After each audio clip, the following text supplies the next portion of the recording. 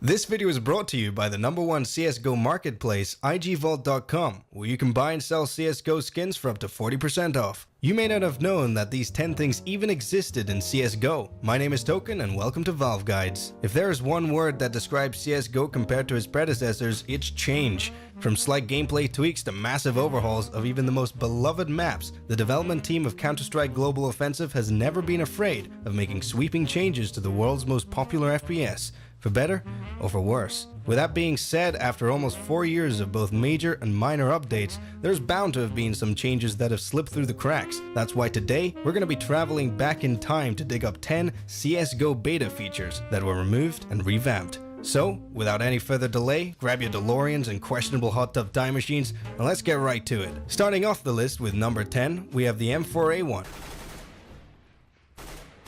The story of which is a pretty slippery slope. The gun itself was not in the game to begin with, except it kinda was. The devs had mistakenly named the M4A4 the M4A1. It didn't hold that name for too long as it was corrected in the future, but for a very short time, the A4 was known as the A1, and the world was hell, people were screaming, and I was hiding under my bed. Only true CSGO veterans can say they've actually been able to play with it. Moving on to number 9, we have the sound design. Originally in the CSGO beta, the AK, among many of the sounds from CS Source, were reused.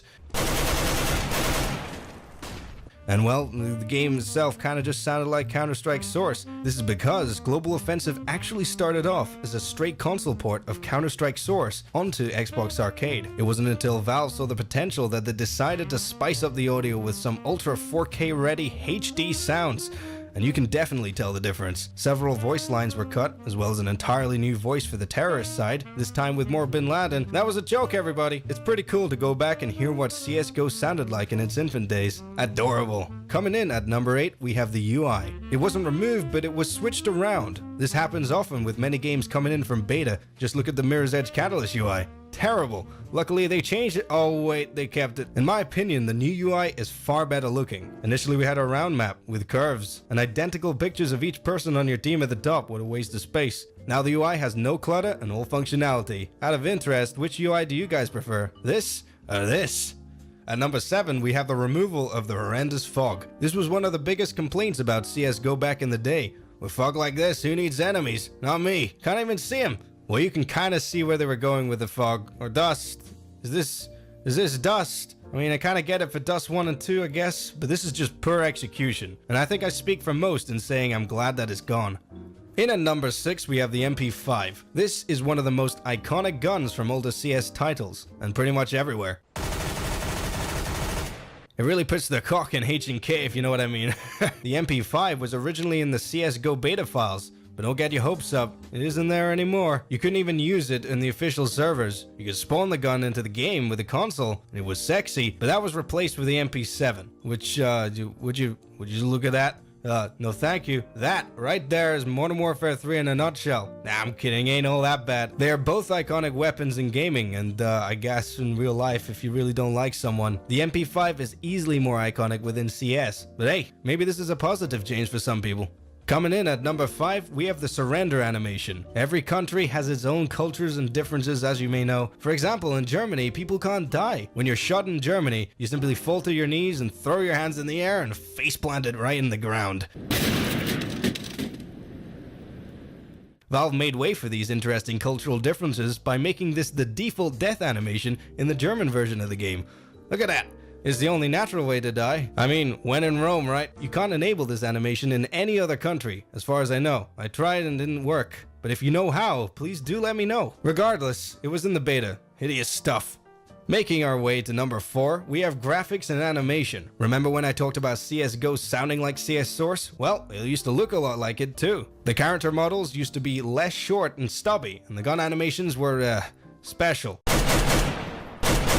Some of them had even been reused from Source, like the AK animation, and the Scout animation was just, weird. As a result, the entire game looked and felt quite different. It had that Counter-Strike feel, I guess, as it was essentially Source's animations. Luckily though, since the alpha and beta, it has been updated to have its own unique look. CSGO feels fresh and separate from previous installments.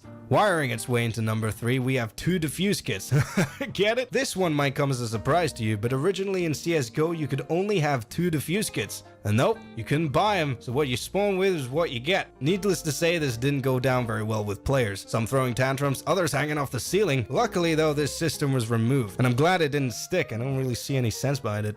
Cutting its way into number 2, we have the default knives. Originally in CSGO, the default knives were, better. As a CT by default, you would have a bayonet, and on the T, you would have a flip knife, which, it's not that great in my opinion, but at least it was way better than what we have now. As you can probably guess, the models were reused when different knives and skins were added to the game. And then, they added the knives we see today. I mean, the CT default, in my opinion, ain't bad, but the T side? Oh, the crafty, dirty T side. I just can't deal with their default. Give me a rock or something, I don't care, not a knife. Last but not least, at number 1, we have 128 tick servers. Of course this had to take our number 1 spot. In the CSGO beta, we actually did have 128 tick servers, and if you look at the old Reddit post, it apparently really was as glorious as it sounds. This is probably the most requested and complained about feature in CSGO history, so it does come as quite a surprise that this feature was even removed in the first place following the beta.